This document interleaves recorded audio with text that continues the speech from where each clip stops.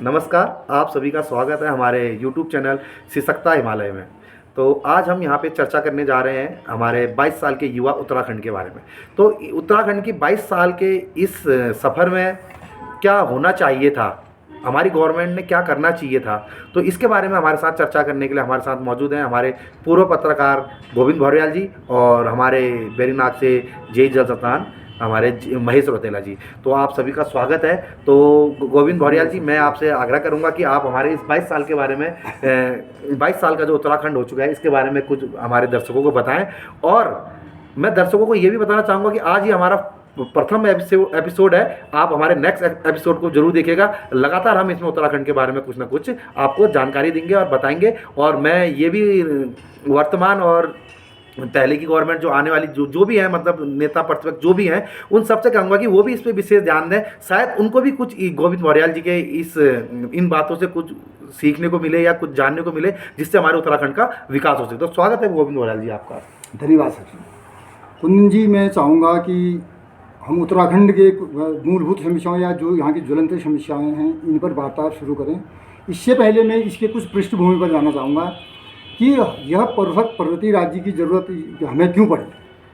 इसके बैकग्राउंड में चाहे इंद्रमणि बड़ौनी जी हों या यहाँ के महिलाएं हों या यहाँ के युवा हों, उन्होंने इसमें कई शहादतें दी, कई लोग बेघर हुए, कई विधवाएँ हुई, कई बच्चे अनाथ हुए। उन्होंने इतना बड़ा जन आंदोलन छेड़ा कि उत्तराखंड पृथक राज्य बने। इसकी भौगोलिक परिस्थितियाँ अलग तरह की भौगोलिक परिस्थितियाँ थी। यहाँ की महिलाओं की ज़रूरत अलग थी, रोज़गार की अवधारणा अलग थी और यहाँ पर पर्यटन की अपार संभावनाएं हैं। हमारा उत्तराखंड जो मैं मानता हूँ कि यह प्राकृतिक रूप से बहुत धनी क्षेत्र है। जी बिल्कुल सही कहा आपने। तो यहाँ पर मेन जो हमारी समस्याएं थी उनका समाधान होने को लेकर ही पृथक उत्तराखंड या पर्वतीय राज्य की मांग रखी गई और इसमें जी तोड़ आंदोलन किए गए और बावजूद फिर 9 नवंबर 2000 को हमारा यह राज्य का गठन हुआ। भाजपा तत्कालीन अटल बिहारी सरकार ने एक पृथक राज्य के रूप में हमें उत्तराखंड राज्य दिया। उत्तराखंड जी की जो अवधारणा थी, यहाँ के जनमानस की जो अवधारणा थी, वो यही थी कि इस पर्वतीय राज्य की भौगोलिक परिस्थिति के अनुसार यहाँ का समुचित चौमुखी विकास हो। यहाँ की जो मूलभूत समस्याएं हैं, जो लोगों के लिए पहाड़ जैसी समस्याएं हैं, उनका समाधान हो और इसी अवधारणा के साथ इस राज्य का गठन किया गया। जी बिल्कुल। मैं आप सर एक बात रोकना चाहूँगा आपकी। जैसे चौमुखी विकास तो हमको वैसे आज तक 22 साल का युवा, मैंने जैसे बोला, शायद 22 साल प्लस हो चुके हैं, तो चौमुखी विकास तो शायद कहीं देखने को मिल रहा है। जी, चौमुखी विकास एक मुखी विकास नहीं हो पा रहा सर। मैं आपको एक मुद्दे पर आज बात आपसे जो हम रूबरू हो रहे हैं आपके चैनल के माध्यम से जनता को, सरकारों को अवगत कराना चाहते हैं। प्लाइन एक इतना बड़ा मुद्दा है यहाँ पर। अभी जो तमाम सरकारें इस पर जो है चिंता जाहिर कर रही हैं और तमाम कोशिश करने की बातें भी चैनलों के माध्यम से और टीवी के माध्यम से हमें। प्लान तो सिर्फ एक चिंता तक ही सीमित है। आदमी में हम देख रहे हैं पर डे यहाँ से कुछ नहीं तो हजारों लोग प्लान कर रहे हैं, कोई प्लेन्स की तरफ जा रहे हैं। जी। तो वो मुद्दा तो मुद्दा ही है। मुझे लगता नहीं कि उसके ऊपर चिंता के अलावा और कुछ हो पा रहा है। जी, मैं यही बात आपसे कहना चाह रहा हूँ कि हाल इसे 2018 में भाजपा सरकार ने, त्रिवेंद्र सरकार ने एक पलायन आयोग का गठन किया था। पलायन आयोग से सूचना के अधिकार के अधिनियम के तहत कुछ आंकड़े मांगे गए, जिसके तहत ये आंकड़े हमें मिले कि पहाड़ से अभी तक इन 11 वर्षों में 2011 से अभी तक के जो 12 वर्ष हुए हैं, इन 12 वर्षों में 2021 में ये सूचना आई थी कि पहाड़ से 7,200 परिवार जो हैं ये पर्वतीय राज्य से पलायन कर चुके हैं और 1,000 परिवार, 1,000 गांव के परिवार और गांव जो है जनशून्य के कगार पर हैं, जहां पर मात्र बुजुर्ग, महिलाएं और पुरुष बचे हुए हैं। और यह निरंतर जारी है। हालिया हिंदुस्तान के आंकड़े में मैं देख रहा था कि देहरादून और आपका हल्द्वानी में 1,000 परिवार प्रति माह राशन कार्ड के लिए अप्लाई करते हैं। जी, सही और बात। यह पलायन इतनी तेज़ी से हो रहा है कि आने वाले समय में यहाँ जब पिछला परिसीमन सरकारों ने कराया था, उस परिसीमन में पहाड़ की 6 सीटें गठी हुई थी और जब दूसरा अगर परिसीमन होता है जनसंख्या के आधार पर तो न जाने कितनी सीटें घटती हैं और जितने विधायक यहाँ से घटते हैं उतना ही बजट यहाँ का कम होती जाता है। बिल्कुल सही बात। तो यहाँ पर ज़रूरत है इस पलायन को रोकने की। इसको रोकने के लिए सबसे मूलभूत आवश्यकताओं की पूर्ति करना, जिसमें पलायन रोकने के लिए मेरा मानना है उसके लिए सबसे ज़रूरी जो कदम अगर सरकारें चाहे, मेरा आग्रह भी है कि यहाँ पर चकबंदी सिस्टम वो जैसे हरीश राव जी ने कहा कि स्वैच्छिक चकबंदी हो, इसका तो कोई भविष्य नहीं है, लेकिन यहाँ पर कानून बना के। जी सर, मैं आपकी एक बात को थोड़ा सा रोकना चाहूँगा। जैसे एक चेकबंदी के ऊपर ही मैं कहना चाहूँगा, जैसे अभी कुछ सालों पहले से कोरोना चालू हुआ सर। जी हमारे देश की जनता को, मैं किसी को आहत नहीं पहुँचाना चाहता, लेकिन जो हकीकत है उसको लाना चाहता हूँ। कोरोना हुआ था, कोरोना के दौरान एक इम्यूनिटी पावर चली थी जी। कि इम्यूनिटी सिस्टम बूस्ट हो। तो बहुत से लोगों को इम्यूनिटी के बारे में कोरोना काल के दौरान पता चला कि भाई इम्यूनिटी सिस्टम क्या होता है। बहुत से लोग, हम तो फील्ड में जाते रहते हैं, बहुत से हमसे बोलते थे, बड़े बुजुर्ग जो पुराने लोग थे, बोले यार ये इम्यूनिटी कौन सी दवाई होती है। तो बहुत से लोगों को ये नहीं पता था कि इम्यूनिटी पावर हमारी रोग प्रतिरोधक क्षमता को इम्यूनिटी पावर बोलते हैं। उसी तरह से जैसे आपने चेकबंदी बोला, तो चेकबंदी को भी लगभग मेरे हिसाब से बहुत कम लोग जानते हैं कि चेकबंदी क्या है। बहुत से लोग ये सोचेंगे कि बैंक का चेक तो नहीं है। तो मैं आपको ये कहना चाहूंगा स्पष्ट रूप से आप इसको बताएं कि चेकबंदी क्या चीज है और चेकबंदी से हमारे पहाड़ी क्षेत्रों को क्या फायदा मिल सकता है। इस मामले में आपको बताना चाह रहा हूँ कि हमारी उत्तराखंड की सरकारें समय समय पर हिमाचल अपने प्रतिनिधियों को, अपने मंत्रियों को भेजती रहती है, अपने जनप्रतिनिधियों को और अपने मातहतों को, अफसरों को भेजती रहती है कि चकबंदी। जो हिमाचल के पहले मुख्यमंत्री थे YS परमार, उन्होंने चकबंदी से ही हिमाचल की शुरुआत की थी। आज हिमाचल भारत के नक्शे पर बहुत उन्नत राज्य में है सर। वही चकबंदी यहाँ पर लागू करने के लिए सरकारें और अधिकारी सब जानते हैं। बिल्कुल। मैं अब आम जनता को इस आपके चैनल के माध्यम से बताना चाहूँ कि चकबंदी प्रत्येक गांव की ना भूमि, और सरकार चाहे तो उसके साथ बिना भूमि को इंक्लूड करके चेकों के रूप में, चेकों के का मतलब है कि टुकड़ों के रूप में विभाजित करे, और उस विभाजन को एक निश्चित हिस्से के तौर पर गांव को आवंटित करे, या उसमें बागवानी करके आवंटित करें, या भूखंड बना के आवंटित करें।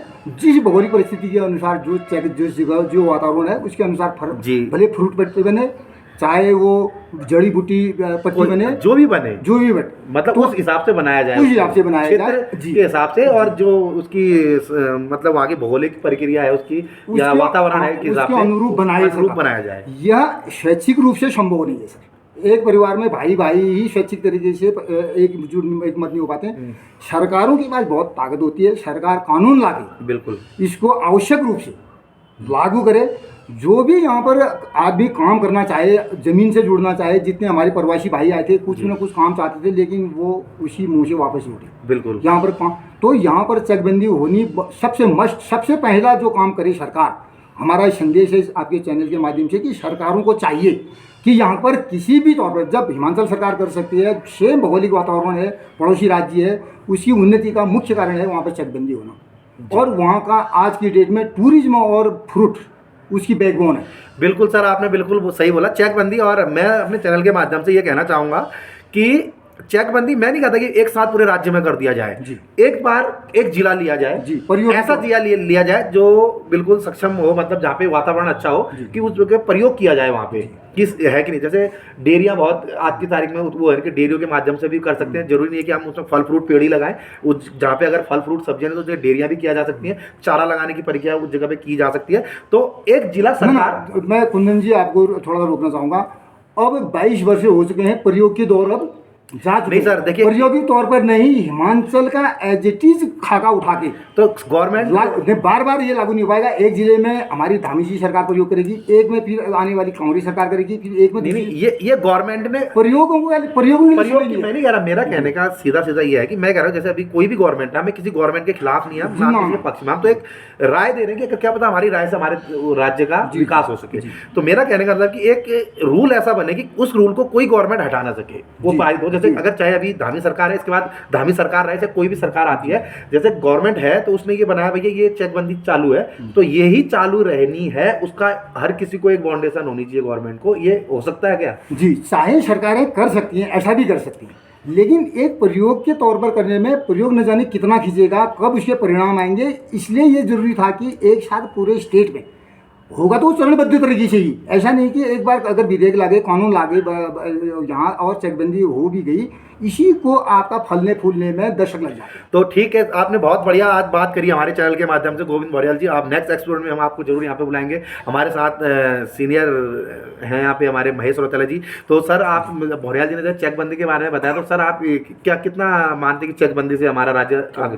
उत्तराखंड जैसे पर्वतीय क्षेत्र में भूमि का चकबंदी होना बहुत ही जरूरी है। उससे विकास जुड़ेगा और हमारी जो यहाँ की जो उर्वरा शक्ति है वो बढ़ेगी, और हमें किस खेत का किस रूप में उपयोग करना है ये भी हमें उससे पता। जी बिल्कुल, बहुत बहुत धन्यवाद, आप हमारे चैनल से जुड़े। और आज जो चेकबंदी के बारे में हमने आपको बताया अपने चैनल सिसकता हिमालय के उससे, तो नेक्स्ट एपिसोड में भी हम एक इसी तरह की कोई नई चर्चा लेके आएंगे जिससे हमारे उत्तराखंड का विकास हो सके और उत्तराखंड हमारा और उन्नति करे और प्लान हमारे पहाड़ों से प्लान रुके। उत्तराखंड में सिर्फ पहाड़ी क्षेत्र नहीं आता, प्लेन्स का क्षेत्र भी आता है, लेकिन पहाड़ी क्षेत्र के जो व्यक्ति हैं वो डायरेक्ट प्लान करके प्लेन के क्षेत्र में जा रहे हैं। तो गवर्नमेंट अक्सर बोलती रहती है कि हमें प्लान रोकना है, तो प्लान रोकने के लिए जिस तरह से भौरियाल जी ने चेकबंदी का बताया, तो गवर्नमेंट ने इस पे ध्यान देना चाहिए चेकबंदी के बारे में। और हमारे हिमाचल सरकार इसके ऊपर चल के आज की तारीख में देखिए हिमाचल का नाम हर जगह गूंजता है, हर चीज़ वहाँ पे होती है हिमाचल में, तो उत्तराखंड भी हमारा पीछे नहीं है।